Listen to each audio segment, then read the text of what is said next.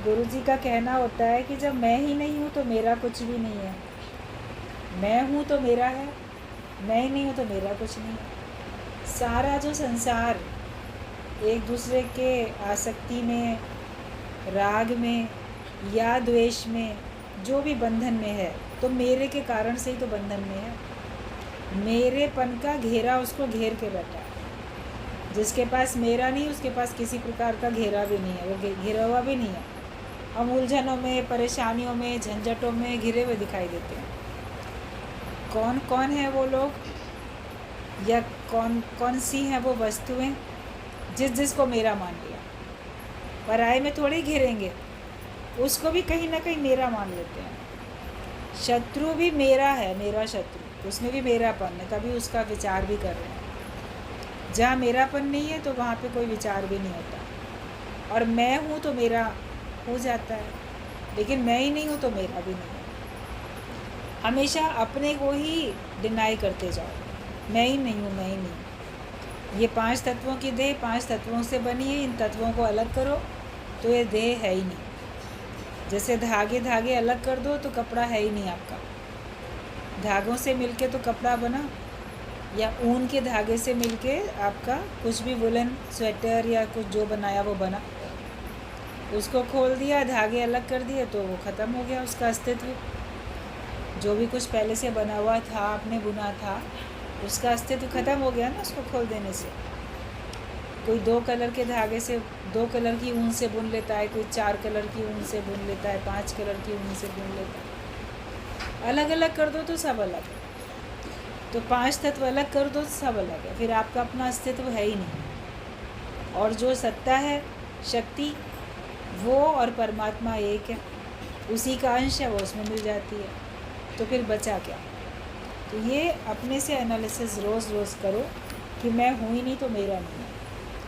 मेरा मानोगे तो दुख है, मेरा मानोगे तो बंधन है। लेकिन जो कुछ है वो तेरा, तेरा तुझको अर्प दिया, क्या लागे मेरा। भगवान जो था तेरा है, तुमने मुझे इस्तेमाल करने के लिए दिया, कर्म का हिसाब किताब पूरा करने के लिए दिया, और जब वो हिसाब किताब पूरा हुआ तो तुमने अपनी वस्तु ले ली, चाहे वो जड़ चीज़ थी, चाहे वो चेतन प्राणी थी।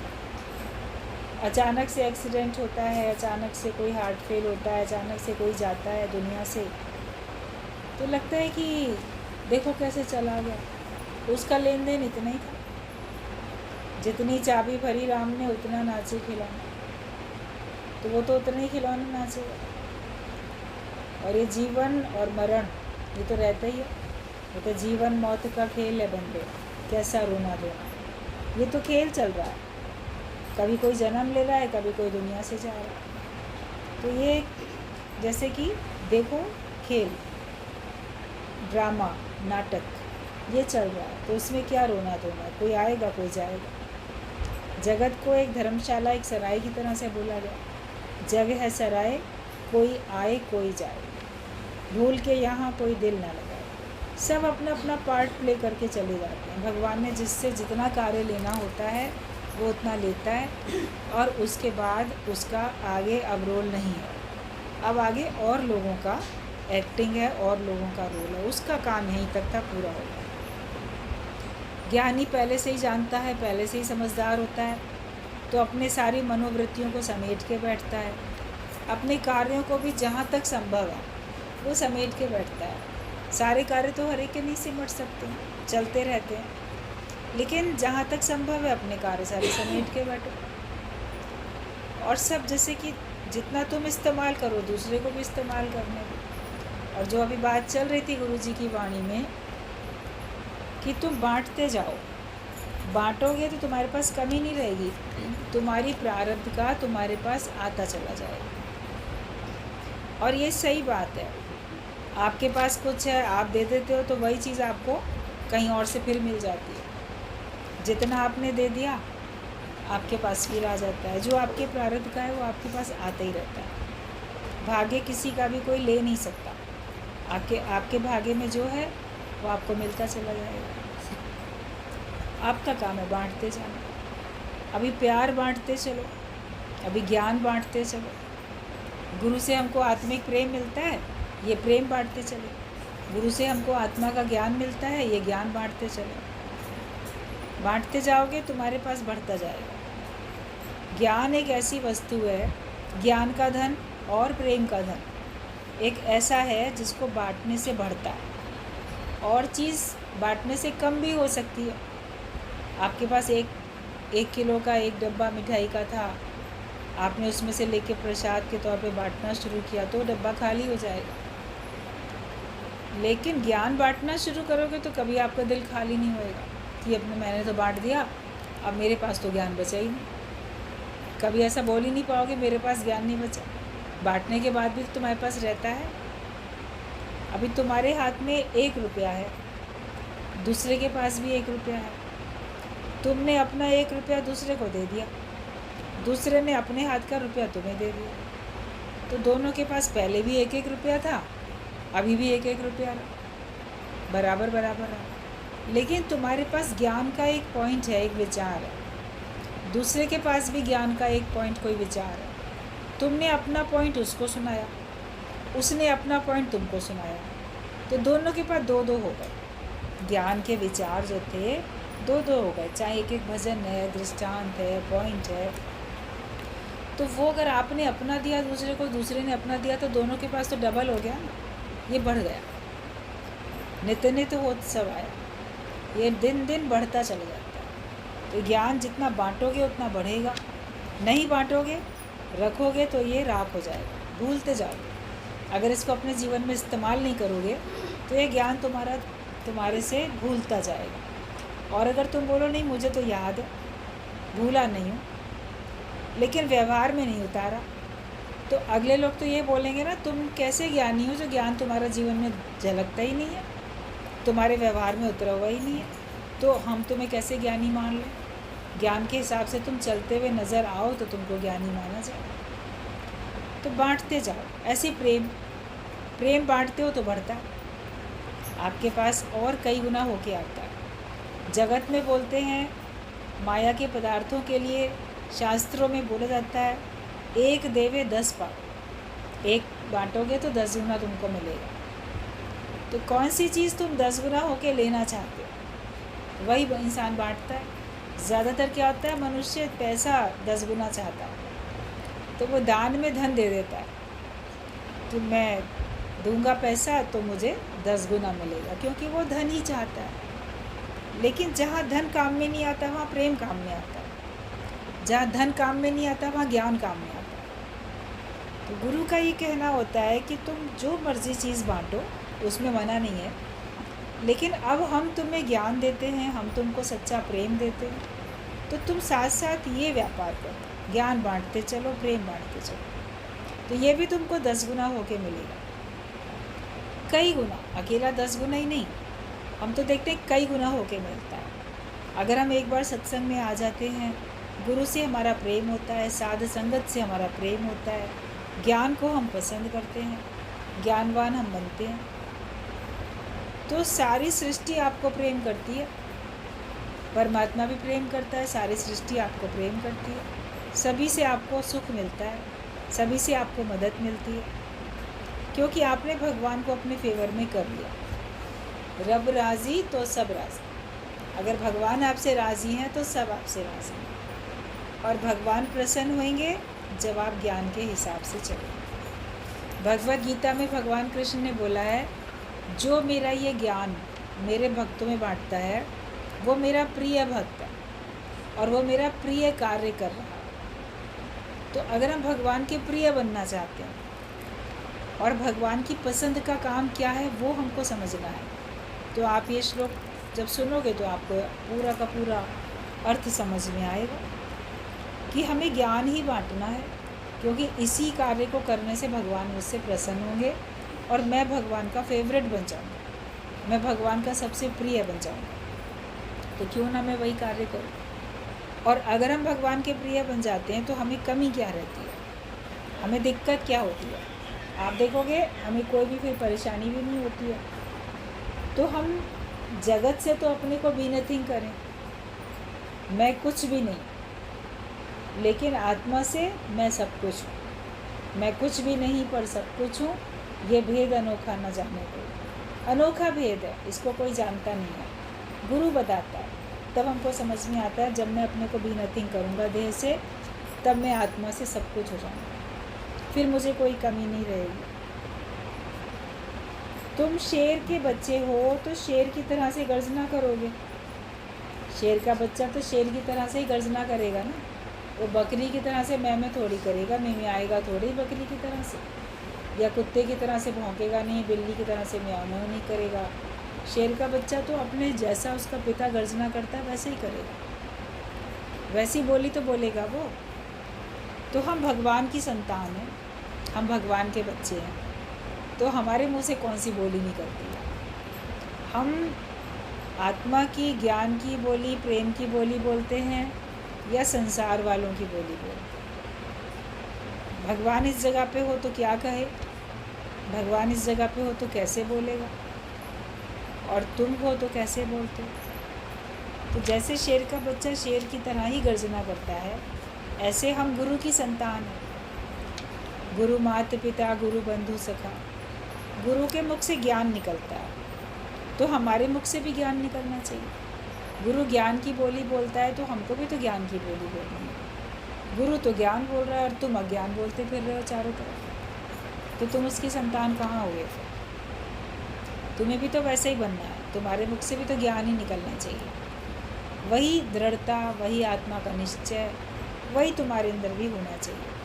और साथ साथ हम भगवान की संतान हैं, तो भगवान के जैसे मुझको बनना है। गाय का बच्चा गाय जैसा होता है, बंदर का बच्चा बंदर जैसा होता है, मनुष्य का बच्चा मनुष्य जैसा होता है, तो भगवान का बच्चा भगवान के जैसा होता है। कहते तो हो कि हाँ भगवान मेरे माता पिता, मैं उनकी संतान हूँ। तुम्हारे में और भगवान में कितना अंतर है, वो अंतर कौन मिटाएगा, कैसे मिटेगा। मिटना चाहिए ना वो अंतर। तो सत्संग मदद करता है, गुरु मदद करता है उस अंतर को मिटाने के लिए, तो उस अंतर को मिटाते चले जाओ। जैसा भगवान वैसा तुम। लोग तुमको देखें तो बोले भगवान में और इसमें कोई अंतर नहीं है, उन्हें लगे, क्योंकि जब तुम्हारे अंदर कोई भेदभाव नहीं होगा, तुम्हारे अंदर सर्व के हित की भावना होगी, तुम्हारे अंदर कोई स्वार्थ नहीं होगा, तुम्हारे अंदर कोई विकार नहीं होंगे, तब लोग कह पाएंगे तुम में और भगवान में कोई अंतर नहीं है। उतने शुद्ध पवित्र बनो, उतने माया रहित बनो, उतने कर्मों से ऊंचे उठो, विकारों से ऊंचे उठो, सभी तरह की अज्ञानता से उपराम हो जाओ, तो फिर तुम में और भगवान में कोई भी अंतर नहीं। तो कैसे हमें हर तरह से अपने को भगवान के हिसाब से बनाना है, ज्ञान के हिसाब से मुझे हमेशा बनाना है अपने आप को। तो हम क्यों नहीं अपने आप को ऐसा बनाते कि जिससे लोग कहें कि इनमें और भगवान में कोई अंतर नहीं। अपनी दृष्टि में भी देख लेना, तुम्हारी दृष्टि में भी क्या तुम और भगवान एक हो। हमारे अंदर अपना ही जगत है, अपनी मैं मेरे की दुनिया है, छोटी छोटी दुनिया बना के उसी के बारे में सोचते हैं। लेकिन भगवान कहता है सारा विश्व मेरा है। हम भी बोले सारा विश्व मेरा। जो कहीं पे कोई कमी है उसको भले दूर करो, लेकिन वो भी तो मेरा ही है। सर से लेके पैर तक सारा शरीर आप ही का ही तो है। जिस अंग में जो खराबी होती है उसका इलाज करना पड़ता है। अगर वो ठीक नहीं होता तो उसको काट के भी अलग करना पड़ता है। मान लो कोई अंग ऐसे ख़राब हो जाता है, सड़ जाता है, उसमें पॉइज़न फैलने लगता है, डॉक्टर कहता है इसको तो काट के अलग करना पड़ेगा। तो उसको अलग करते हैं ना, चाहे तुम्हारे हाथ की उंगली हो, हाथ हो, पैर हो, जो भी हो उतना काट देते हैं। ऑपरेशन करके अंदर से भी जो चीज़ ख़राब होती है, कोई मान लो ट्यूमर है, कुछ और है, तो उसको भी तो काट के अलग कर देते हैं। आप कोई भी चीज़ जो अंदर है आपके ही, मगर वो अब नुकसान कर रही है, तो उसको डॉक्टर निकाल के बाहर फेंक देता है, रखता थोड़ी। क्यों? क्योंकि उसके रहने से नुकसान है। तो आप ही का ही अंग, बोलो मेरा ही अंग है, मैं इसको क्यों फेंक दूँ, मगर उससे तुम्हारा नुकसान है। तो हर एक को ज्ञान देना है, ज्ञान के हिसाब से अपना भी जीवन बनाना है। लेकिन जो ज्ञान के हिसाब से बिल्कुल नहीं चल पाता और ज्ञान के हिसाब से ना चल के विपरीत चलता है, दूसरे को नुकसान पहुंचाता है, तो उससे नफ़रत नहीं करता ज्ञानी। अंदर में संकल्प उसके लिए भी करता है कि वो भी सही रास्ते पे आ जाए, लेकिन फिर वो उससे बेवास्ते हो जाता है, वो उससे बच के चलता है। जैसे अभी एक दिन पहले भी बात चल रही थी कि कांटे हैं तो कांटे फूल बन नहीं जाएंगे। कांटों को मैं फूल बना दूँ, ये मेहनत करनी बेकार है, कांटा तो कांटा ही रहेगा। लेकिन हमें कांटा चुभे ना, इसके लिए हमको थोड़ा बच के चलना पड़ेगा। कांटे से नफ़रत नहीं है, कभी उसी कांटे का इस्तेमाल भी कर सकते हैं। जहाँ पे कोई कांटे की ज़रूरत होती है नोकीली चीज़ की, लाओ इस कांटे से ना ये नोक से, इसकी नोक से ये चीज़ हटा दें, निकाल दें, रहता है ना। आपके हाथ में फांस चुभ जाती है, कोई फांस लग जाती है, तो उसको किसी नोकीली सुई के नोक से या किसी कांटे से एक कांटे को निकालने के लिए दूसरे कांटे की सहायता ले लेते हैं। लेकिन जो चीज़ अंदर फांस की तरह से गड़ गई थी, उसको तो फेंकेंगे ना निकाल के, ये थोड़ी बोलेंगे उसको रखा रहने दो। या फिर उस सुई को भी 24 घंटे हाथ में लेकर नहीं घूमेंगे, ये बड़ी अच्छी है ना, इसने मेरा कांटा निकाल दिया, फांस मेरी निकाल दी, अच्छी है, लेकिन फिर भी जब उसका उपयोग हो तब उपयोग करेंगे। ऐसे हाथ में लिए ले चलोगे, कहीं तुम्हारे ही चुभेगी, किसी और को चुभेगी। जब उसका इस्तेमाल करना होता है, सुई का जब इस्तेमाल करना होता है सिलाई करने के लिए, तब कर लेते हैं। कैंची का जब इस्तेमाल करना हो तब कर लेते हैं, लेकिन उनको रोज़ हर समय लेके थोड़ी चलते हैं, उससे बचाव भी तो करते हैं। तो कुछ दुनिया में ऐसे लोग होते हैं जिनसे हमको बच के चलना है, जिनसे हमको अपना बचाव करना है, नफ़रत उनसे भी नहीं करनी। ज्ञान जो है वो कभी भी नफ़रत नहीं सिखाता। एक भजन की लाइन में आप लोग सुनते हो कि नफ़रत के जो बीज बोते, बाकी वो सब जितने भी धर्म है वो सब झूठे हैं, सारे मज़हब सारे धर्म वो झूठे हैं। अगर कोई नफ़रत सिखाता है दूसरे के प्रति तो वो सही नहीं है। बाकी हर एक अपने अपने धर्म में चल रहा है, हर एक का धर्म अच्छा है। आप अपने धर्म में रहो, दूसरा अपने धर्म में रहो। नफ़रत क्यों करनी दूसरे से? मैं ही रहूं दूसरा ना रहे, ये भाव क्यों रखना? किसी का नुकसान क्यों पहुंचाना? अगर नुकसान पहुंचाने की बात करते हो तो आप गलत हो, तो फिर उसका तो कोई ना कोई बंदोबस्त इलाज किया ही जाएगा। लेकिन अगर आप जियो और जीने दो के हिसाब से चलते हो तो आप अपने रास्ते चल रहे हो, दूसरा अपने रास्ते चल रहे हो। अपने को बचाना, कीचड़ कहीं है तो तुम बच के चलोगे ना, छींटे दामन तुम्हारे पे पड़ेगा तो उसके छींटे तुम्हारे कपड़ों पे पड़ेंगे, कांटे हैं तो तुम बच के चलो, ये तुम्हारी बुद्धिमानी है। एक बार एक गुरु का शिष्य था, उसने सुना सब भगवान है ही भगवान, तो भाव अच्छे रखो तो सब अच्छा हो जाएगा, और सबको भगवान करके देखो तो तुम्हारा नुकसान नहीं होगा। अब सत्संग में तो इस प्रकार की बात चलती ही है। उसने सुन ली, बोला सही बात है, मैं सबको भगवान देखूंगा तो कोई मेरा क्यों क्या बिगाड़ लेगा। शब्दों को पकड़ लिया, भाव को अर्थ को गहराई से नहीं समझा था, चल पड़ा वो। आगे देखा तो आगे एक हाथी आ रहा था। अब वो हाथी एकदम जंगली हाथी था, जंगल से उसको पकड़ के नया नया लाए थे और उसको अभी ट्रेनिंग देनी थी, साधना था। और ऐसे किसी को जंगली हाथी को पकड़ लो तो वो तो परेशान भी होता है।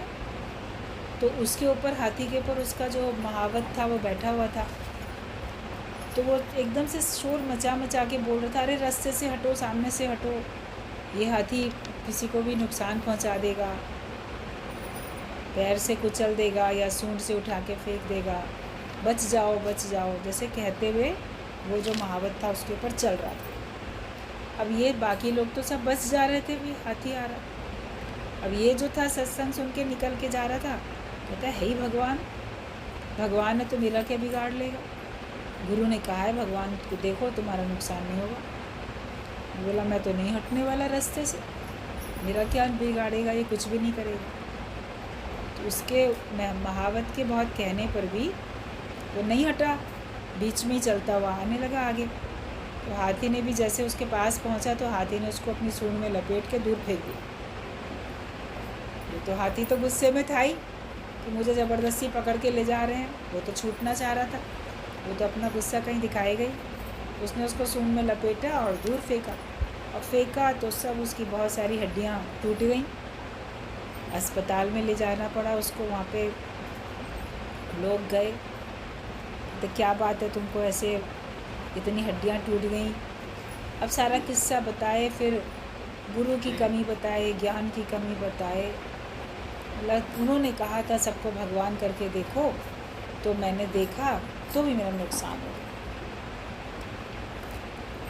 तो जो एक गुरु का भक्त उसको मिलने आया था, उसने कहा एक बात बताओ, तुमने हाथी में भगवान देखा, तुमने महावत में भगवान क्यों नहीं देखा? जब वो कह रहा है कि हट जाओ तो उसकी बात क्यों नहीं मानी तुमने? उस रूप में भी तो भगवान ही तुमसे कह रहा था ना कि चलो हटो।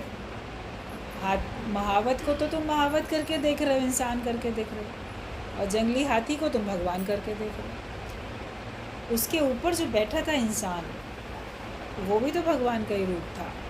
वो तुमको मना कर रहा था कि हट जाओ, सामने आओगे तो ये हाथी तुम्हें नुकसान पहुंचाएगा। तो तुमने उसमें भगवान देख के उसकी बात क्यों नहीं मानी? इसी का नतीजा भुगतना पड़ रहा है। तो हम अपनी मर्ज़ी से किसी को भगवान देखेंगे, किसी को भगवान नहीं देखेंगे, तो फिर हमारे को उसका नुकसान उठाना भी पड़ेगा। जहाँ जिससे बचना है वहाँ से तो बचो ना।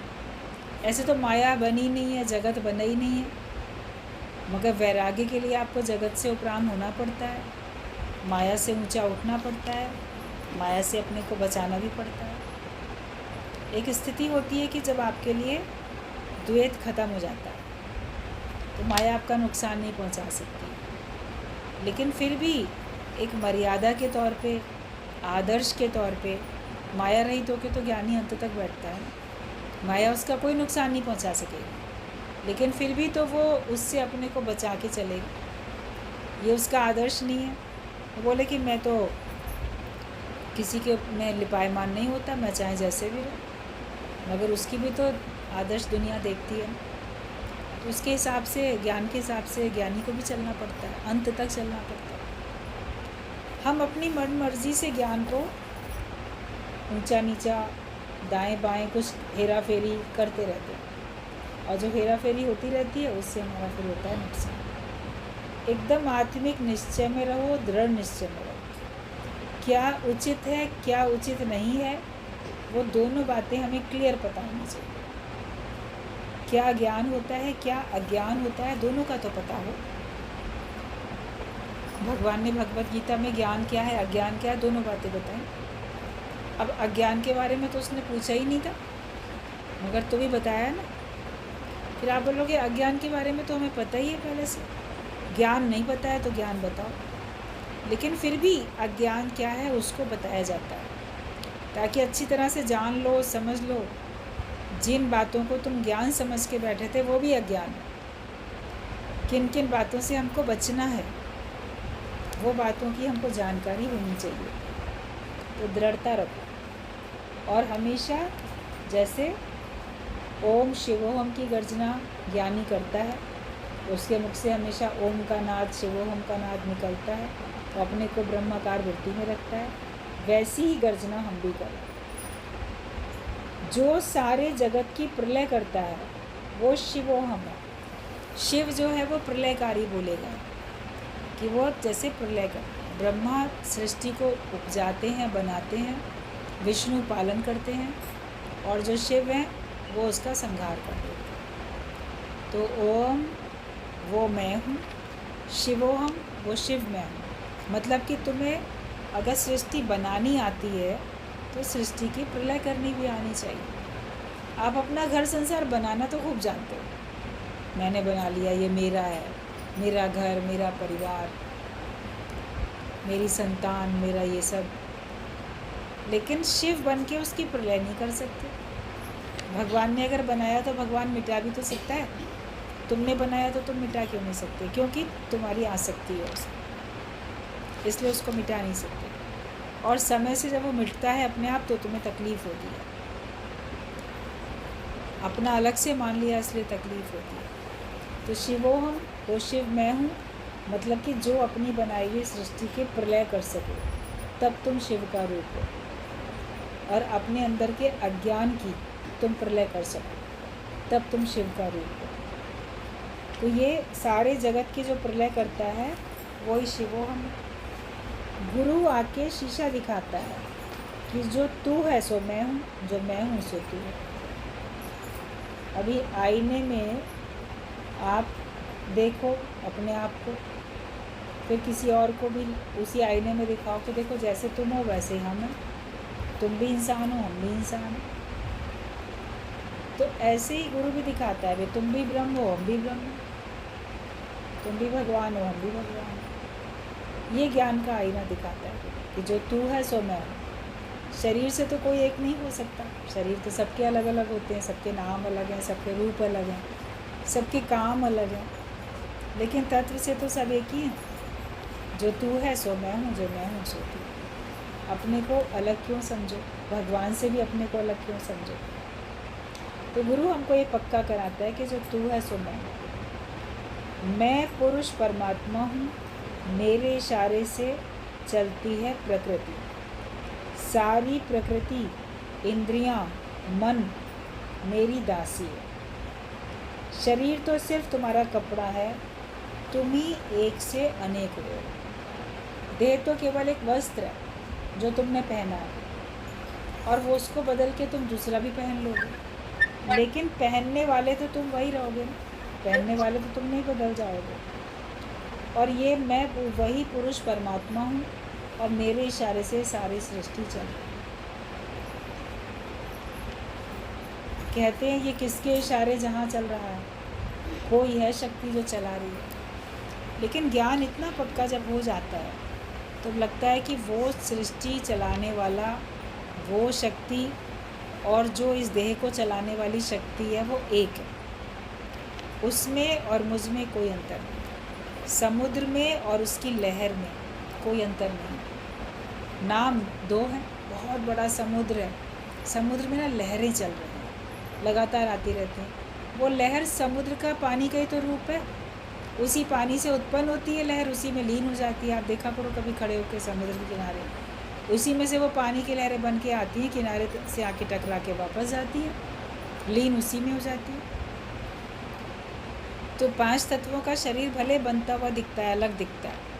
5 तत्व को तन रच्यो, जान्यो चतुर सुजान, जहते उपजे नानका, लीन ताहे में मान। गुरु नानक देव ने ये बात बोली कि जिससे उत्पन्न हुआ वो उसी में लीन हो जाता है। जैसे समुद्र की लहरें जिनसे उत्पन्न होती हैं वो उसी में लीन हो जाती हैं। ये हम समझ जाएं तो समुद्र में और उसकी लहरों में केवल नाम का अंतर है, बाकी तत्व से कोई अंतर नहीं। तो हम में और भगवान में, भगवान समुद्र की तरह है, हम लहर की तरह से, लेकिन फिर भी है तो तत्व एक ही। हम में उसमें कोई भी अंतर नहीं है, कहने मात्र का केवल आता है। ये बात हमको ज्ञान से समझ में आ जाए, पक्की हो जाए, तब तुम कह सकते हो कि वो पुरुष परमात्मा मैं ही हूँ और ये सारी प्रकृति मेरे इशारे से चल रही है। जो कुछ हो रहा है वो उसमें मेरी मर्जी। अगर अपनी मर्जी मान लोगे तो खुश रहोगे ना, भगवान की मर्जी से हुआ, मेरी मर्जी तो ऐसी नहीं थी, तो आप दुखी हो जाओगे। लेकिन जो हो रहा है वो मेरी मर्जी से, तो आप मस्त रहोगे हमेशा। और भगवान ही कर रहा है सारा कुछ, मैं कुछ कर ही नहीं रहा, या मैं उसका रूप बन गया हूँ, तो जो हो रहा है मेरे इशारे से हो रहा है। जो भी बात आप पक्की करो, लेकिन अपने आप को हमेशा उस विराट से जोड़ के योग लगा के रखो। उससे वियोग नहीं होना चाहिए, उससे हमारा योग लगा दो। और शरीर तो सिर्फ तुम्हारा कपड़ा है, तुम ही एक से अनेक हो, तुम ही एक से अनेक हो। आत्माकार ही आत्मा देखता है, आत्मा में टिकने से सारे ख्याल खत्म हो जाते हैं। जो भी आत्माकार होगा, ब्रह्माकार वृत्ति वाला होगा, वो सब जगह आत्मा ही करके देखेगा, और आत्मा में टिकने से ही उसके सारे ख्याल खत्म भी हैं। जब तक अपने को देह मान के बैठोगे, आपके ख्याल चारों तरफ दौड़ेंगे, रिश्ता, नाता, सामान, पदार्थ, व्यक्ति, मैं खुद, आगे मेरा क्या होगा, ये बहुत सारे विचार आएंगे।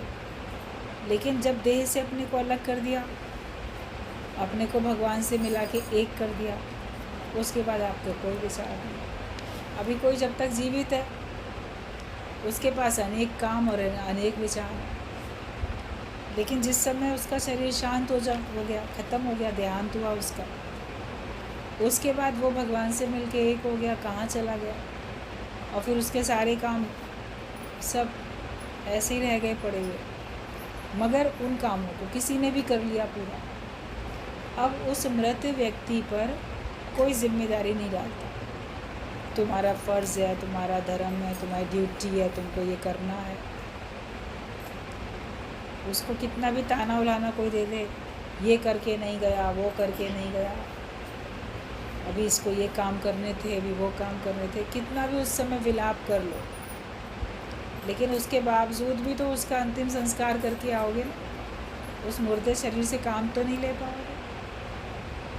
जो जीवित है उसे ही करना पड़ेगा। तो ज्ञानी जीते जी अपने को मुर्दा डिक्लेयर कर देता है, तो उसके ऊपर कोई फ़र्ज़ धर्म ड्यूटी नहीं रहती। उसको कोई शिकवा शिकायत कोई उससे नहीं कर सकता कि उसको अभी ये करना चाहिए, उसको वो करना चाहिए। वो बोलेगा करना था सो कर लिया, जो मुझे करना था वो मैं कर चुका। मनुष्य देह धारण करनी थी, मनुष्य देह धारण कर ली। ज्ञान पक्का करना था, ज्ञान पक्का कर लिया। उसके बाद अब मेरे ऊपर कोई फ़र्ज़ धर्म नहीं।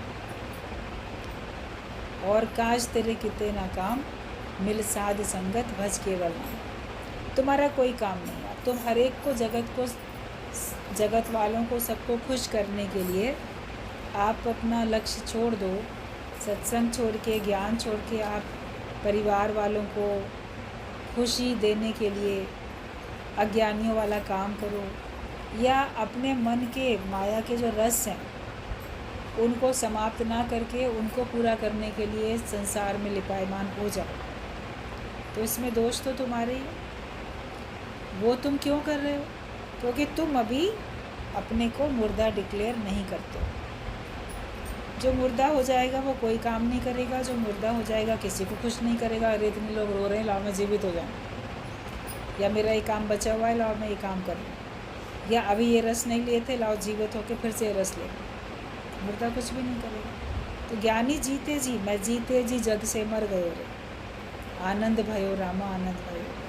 वो जीते जी अपने आप को जगत से अलग कर लेता, असंसारी बन जाता।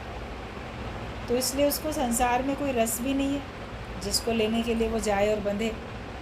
और ना वो अपने ऊपर कोई फ़र्ज़ धर्म मानता है कि इसके कारण से, वो ये भी नहीं सोचता मेरी वजह से कोई दुखी हो रहा होगा। वो जानता है हर एक अपनी इच्छाएं पूरी ना होने के कारण से दुखी होता है।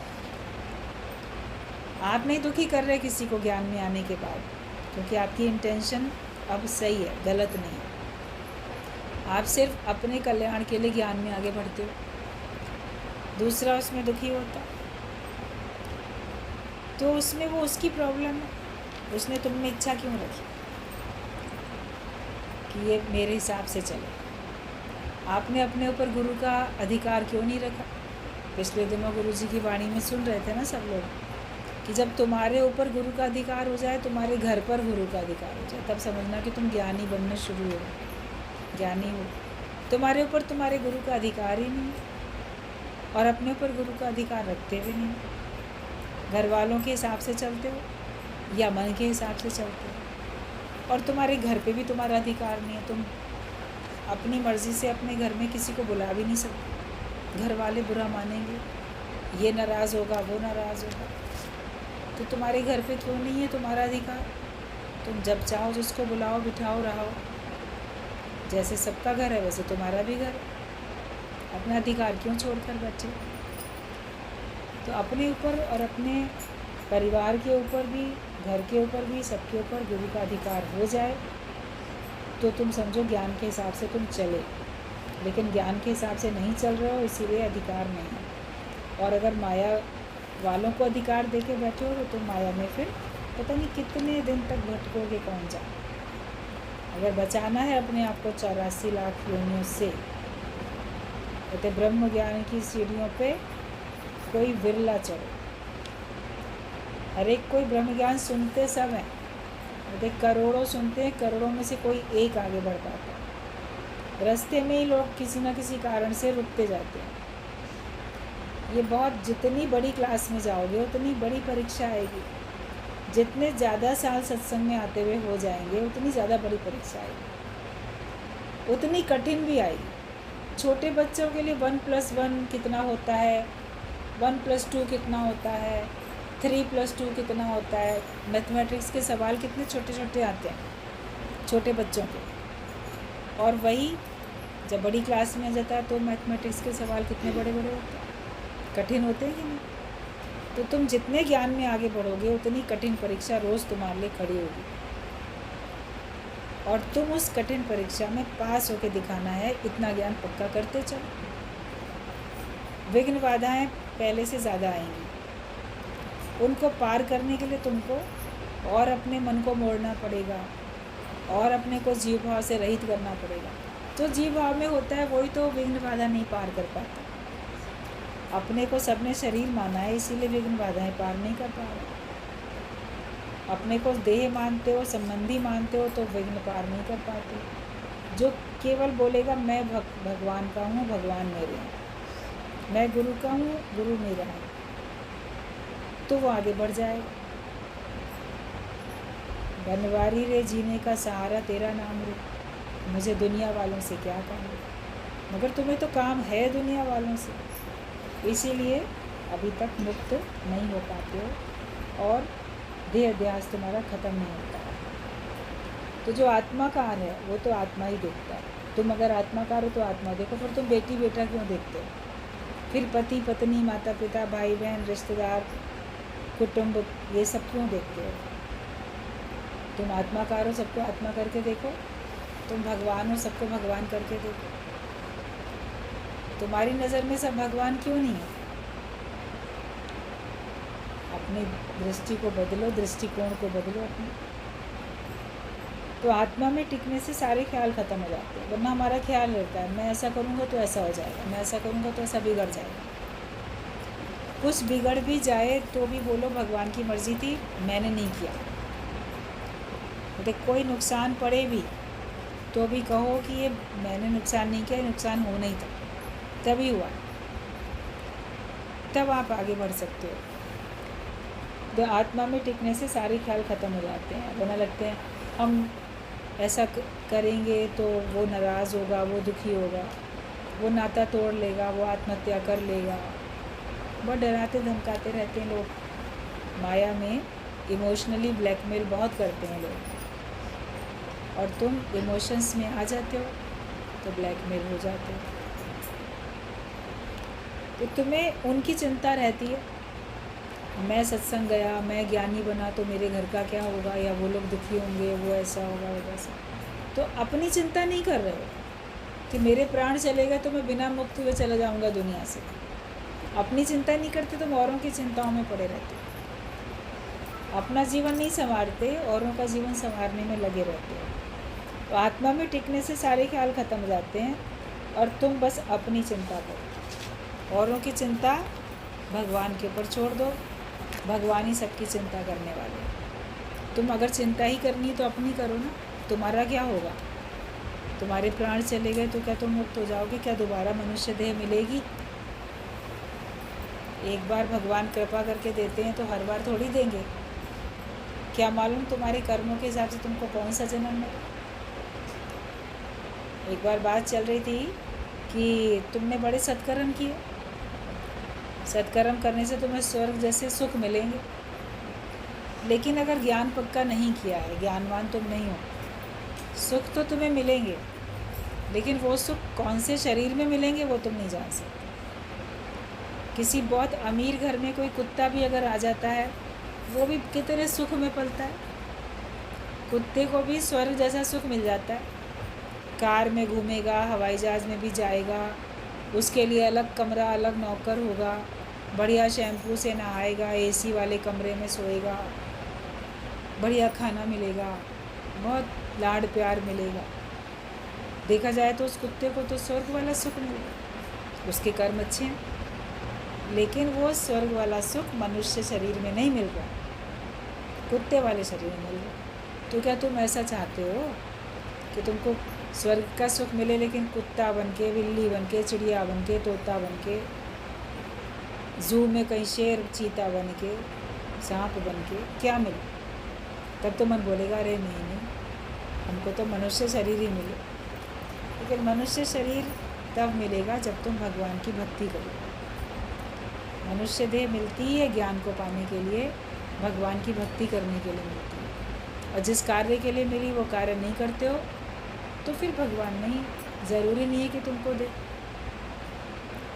दे भी सकता है कृपा करके, दया करके, और नहीं भी दे सकता। या बीच में 2-4 जन्म कुछ दुनिया दूसरे निम्न कोटि के शरीर दे के फिर कृपा करके तुमको दे, या 84 लाख पूरे चक्कर लगा के फिर तुमको दे, क्या जाए। तो अब के बिछड़े कब मिलेंगे, दूर पड़ेंगे जाए। तो अभी तो आप ज्ञान में हो, सत्संग में हो, अपना जीवन अच्छा बना सकते हो। अच्छा क्या कि केवल हमको ये निश्चय करके बैठना है ये सारा चीज़ भगवान ने दी और भगवान की है, इसमें कमी क्या है? बात तो सही है ना, ये सब चीज़ भगवान ने दी और भगवान की है, हम भी उसके हैं भगवान के, हम उसके शुक्राने में रहें, उसकी चीज़ को अपना ना माने। इतनी सी बात है, और यही नहीं पक्की होती। मैं हूँ, मेरा है और बस मेरा ही रहे। ज्ञान हमको सही समझ देता है, सही समझ धारण करके आपका जीवन अच्छा बनता है। तो सारे संसार का बोझ अपने सर पे नहीं रखो। आपको अगर चिंता करनी है तो अपनी करो कि मेरा उद्धार कैसे हो जाए, मैं कैसे ज्ञानवान बन जाऊँ, मैं कैसे मुक्त हो जाऊँ। और अगर अपनी कहाँ रहेंगे, क्या खाएंगे, आगे क्या होगा, अपने को देह जान के सांसारिक बातों की चिंता अगर करते हो तो वो भगवान के ऊपर छोड़, मेरी चिंता हरि करे, मुझे ना चिंता करे। लेकिन तुम्हें चिंता अगर करनी है तो सिर्फ इतनी करनी है कि तुम मुक्त कैसे होगे, तुम जन्म मरण के चक्कर से कैसे छूटोगे, ये चिंता करनी है। रहेंगे कहाँ और खाएंगे कहाँ और क्या होगा, वो चिंताएं नहीं, सांसारिक चिंताएं नहीं करो। लेकिन अपने कल्याण के लिए, अपनी आत्मिक उन्नति की चिंता करनी है तो वो भले करो, उससे तुमको रास्ता मिलेगा ज्ञान का, और ज्ञान पे चल के आप फिर अपनी मंजिल पे पहुँचो।